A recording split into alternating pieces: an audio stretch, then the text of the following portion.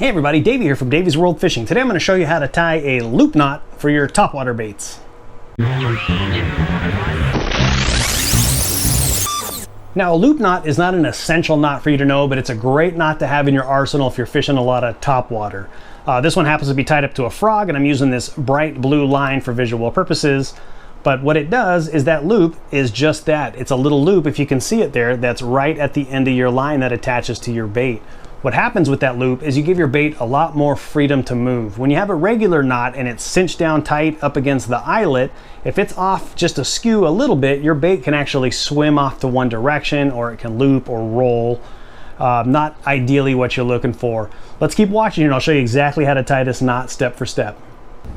All right, here's the steps on tying a loop knot. First, take your main line, which is this one's gonna be straight braid, and you're just going to tick it, and you're going to make a small overhand knot. Very simple. If you can see that there, it's just a standard overhand knot with my tag end.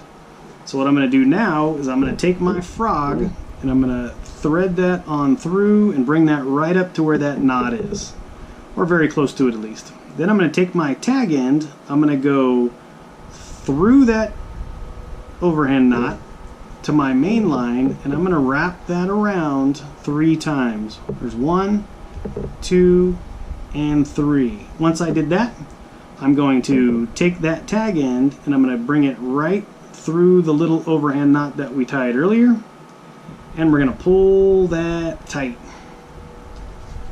Just like that. Once it's pulled snug, you can cut that tag end off and you are ready to fish.